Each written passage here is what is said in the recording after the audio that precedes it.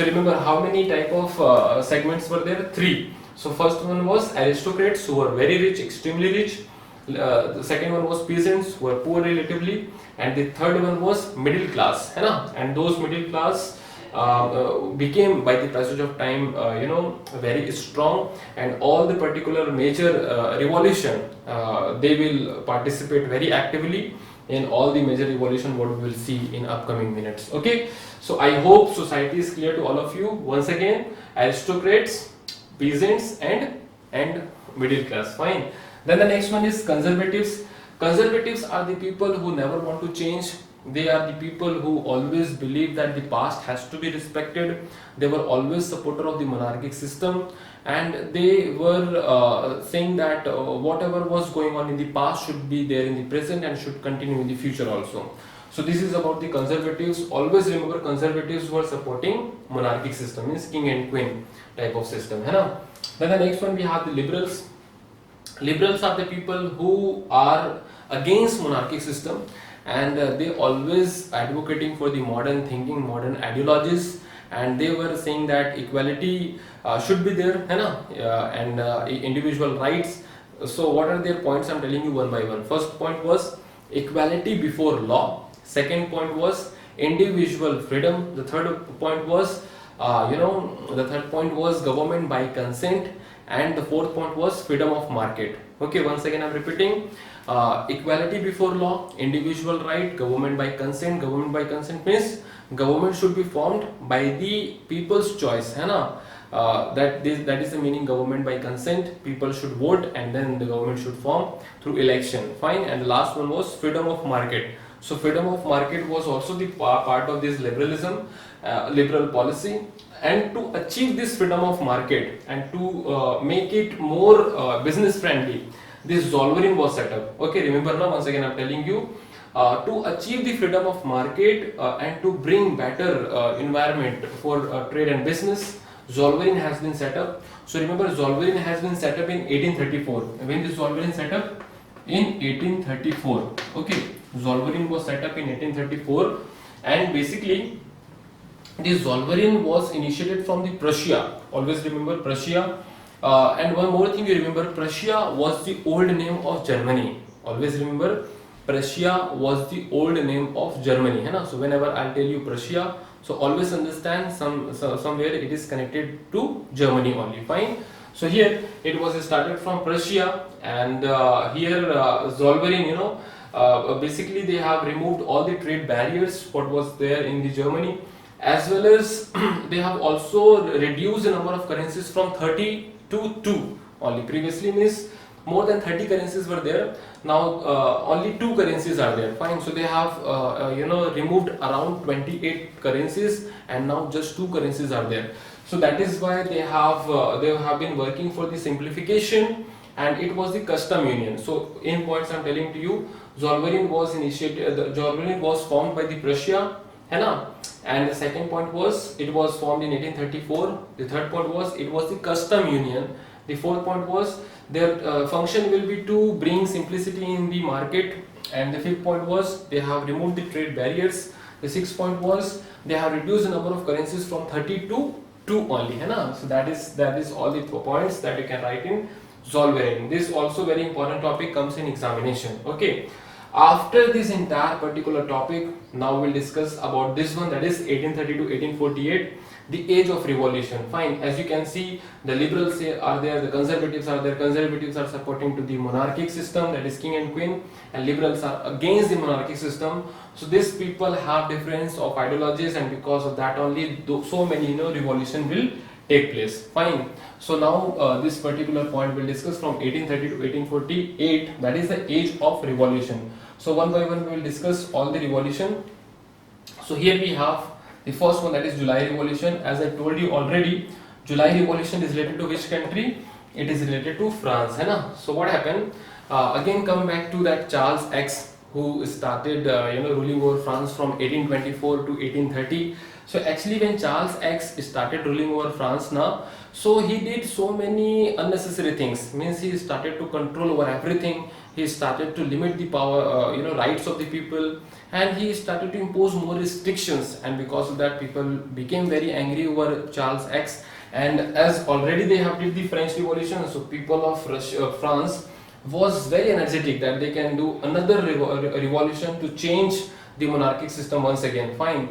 So July Revolution took place in 1830, and the result of July Revolution is they were also demanding the constitution. The people of the France were demanding the constitution in this July Revolution. So this July Revolution was so successful that the Charles X has to abdicate, resign from his post, and once he resigned, now then two things happened in this particular France, that constitution was set up, constitution, as well as one particular king was also there, king was also there. Okay, so king will not be Charles X because he has already resigned. In place of Charles X, new particular king will be there, whose name will be Louis Philippe. Sometimes it is called as Louis Philippe.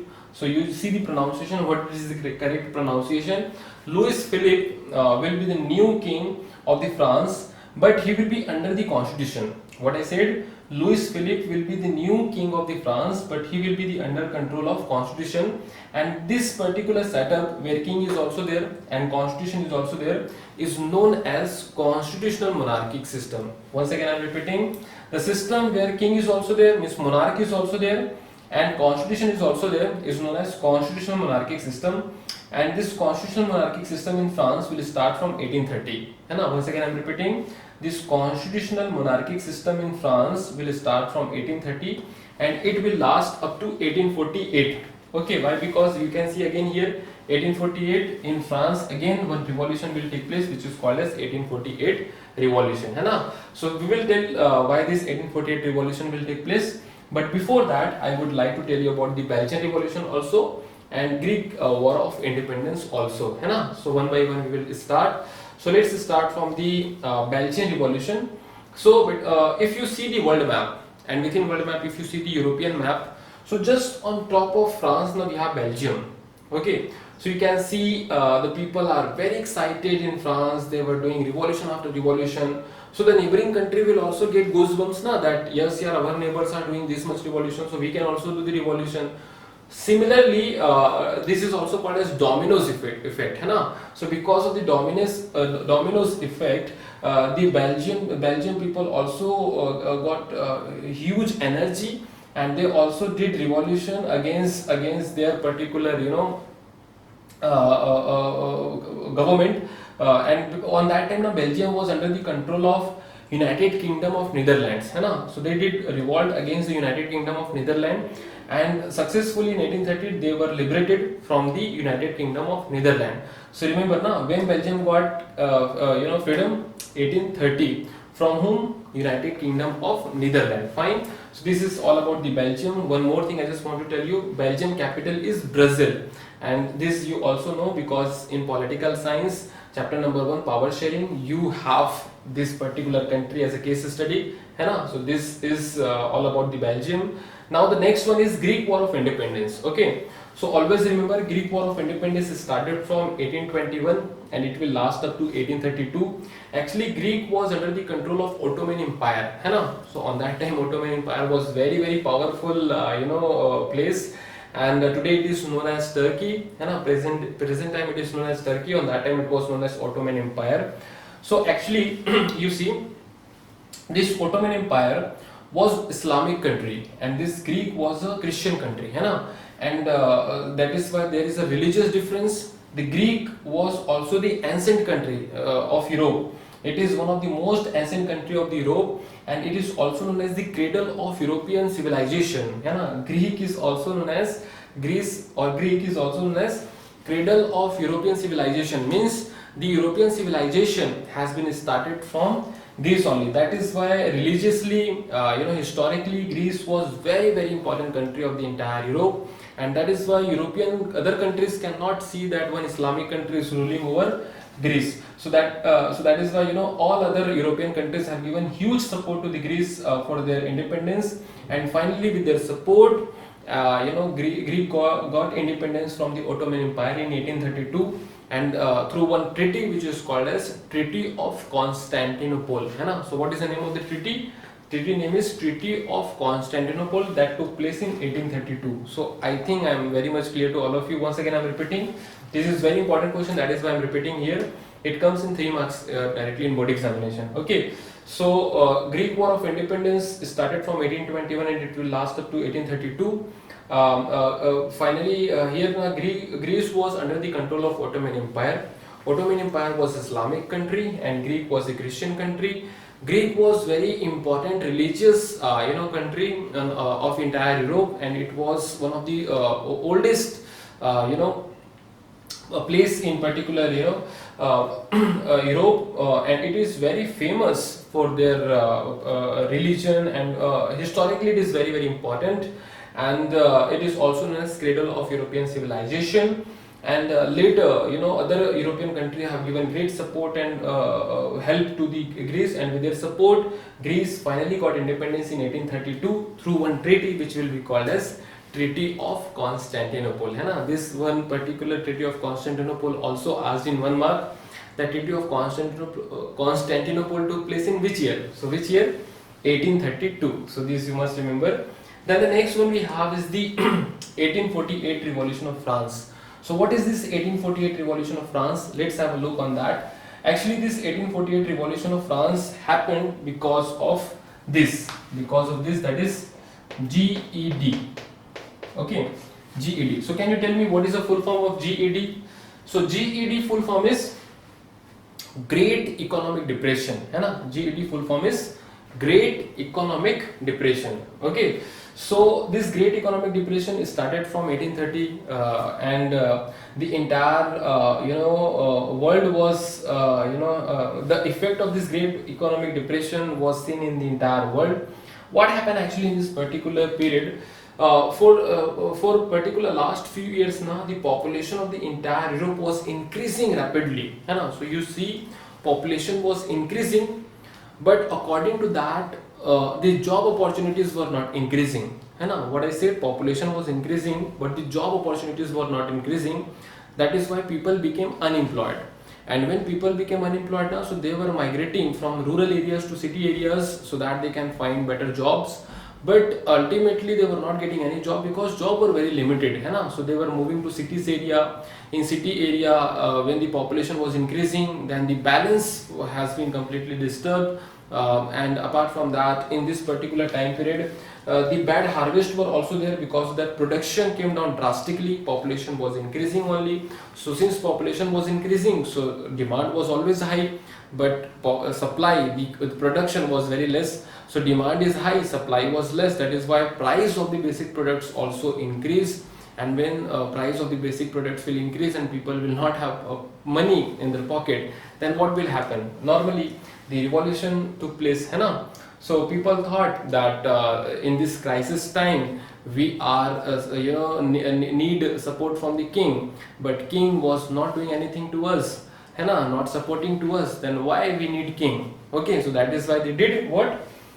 This 1848 revolution. And the result of this 1848 revolution was this Louis Philippe, I have told you here. So Louis Philippe also abdicated from his post, he resigned from his post, and after removal of Louis Philippe, what is left? Only constitution is left only. So since only constitution is left, here I am telling you, since only constitution is left and no king, nothing is there, that is why after 1848 France will be known as a republic nation.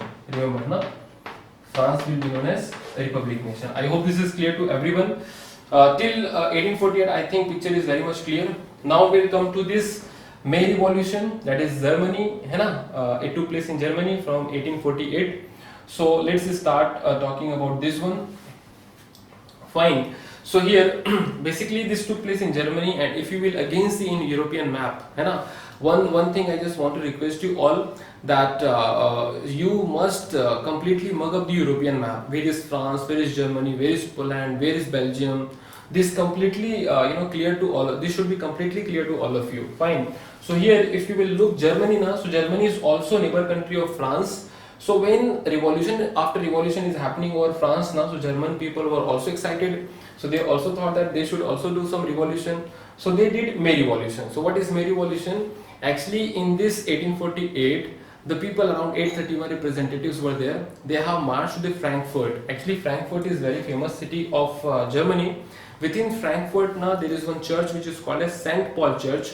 So they all have conducted meeting in St. Paul Church where they have drafted one constitution, and this constitution was presented to the king of Germany, and on that time king of Germany was Friedrich Wilhelm IV. Once again I'm repeating the name of the king, Friedrich Wilhelm IV. Okay, so they went to the Friedrich Wilhelm IV and they said that, sir, we have a proposal, do you want to listen? So king said, okay, fine, tell what is your proposal.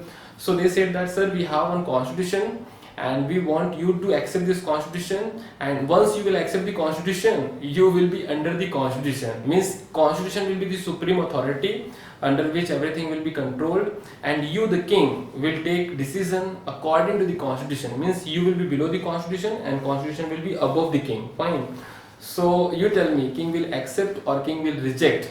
Okay, so the answer is king has rejected with full angry, and he has given order to the troops, to the military, that go and finish their entire movement.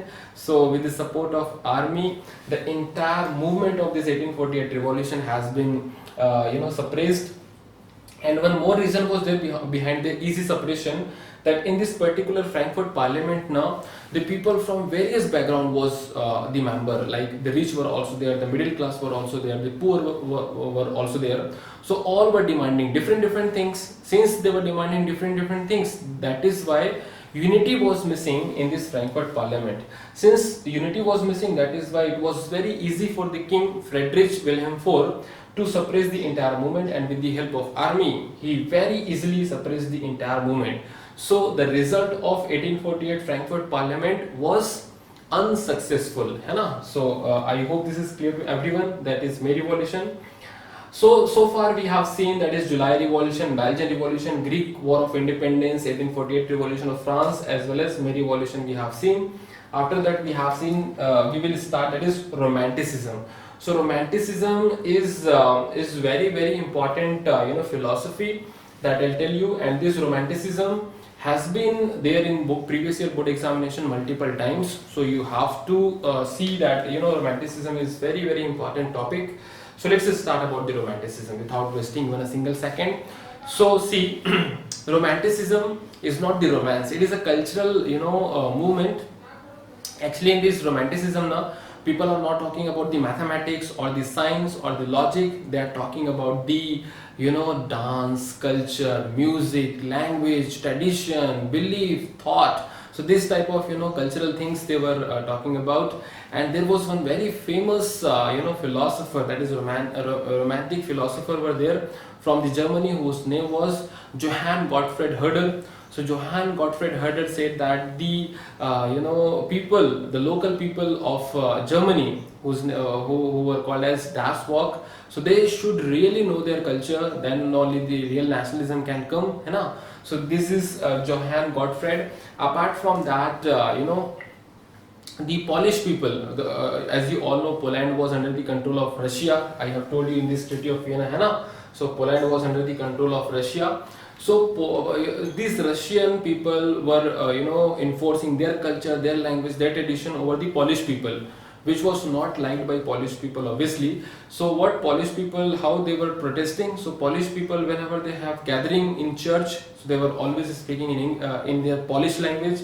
Whenever they were releasing an instructions, so they were always giving in Polish language. So they were using Polish language as a tool to protest against the Russian dominance.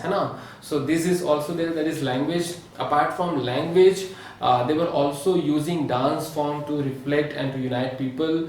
Like some dance form were there like Polonaise and Mazurki, which were used to unite the people. So in that way, the romantic movement was highly successful in the European society. And today also you see, whenever any song is played, like when Vande Mataram will be played, we all are feeling united now. So this is the magical effect this song, dance, music, art, painting, they all are having in mind and heart of us. Okay, so I hope this romanticism is clear to all of you. Now I'll tell you about the revolutionaries. Okay, so revolutionaries are the people who are doing this all revolution.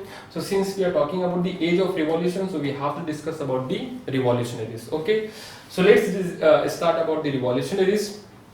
So basically here now the revolutionaries are the people who are doing the revolution, and here the most famous one was the Giuseppe Mazzini. Okay, remember Giuseppe Mazzini? So Giuseppe Mazzini was from Italy, and his dream was to unite Italy one day, because Italy was controlled by different empire that I'll tell you after that. You know? And one more thing I just wanted to tell you, for achieving his target, Giuseppe Mazzini has formed different secret societies. He was himself part of one secret society which was known as Carbonari Secret Society. What is the secret society?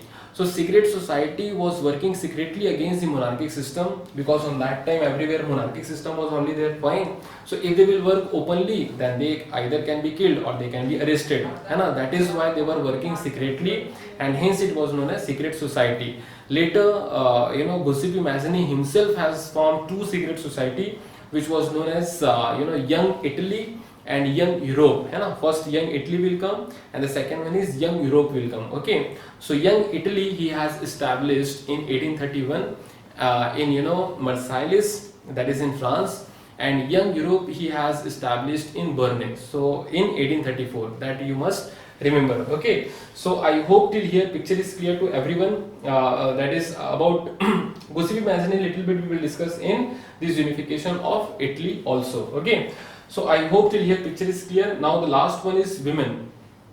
So here women has participated very actively throughout all the revolution, but they could not get their desired demand. Like they were always demanding from beginning for the voting rights, but they could not get the voting rights. And finally in France, especially if we will talk, so in France women will get voting rights in 1946. So they were not getting voting rights. The second one is, although they were not getting voting rights, but they have allowed to do a number of other activities, like they were free to form political associations, they were free to publish newspapers, and they have also been part of a number of political activities. So these were about the women. After discussing this entire thing, now we'll discuss the next very important part, which is unification of Italy, unification of Germany, and unification of Britain. And in my personal recommendation, one question always comes from this three topic, that is unification of Italy, unification of Germany, and unification of Britain. So one by one we will discuss about each and every topic. Okay, so first of all let's start from the unification of Italy.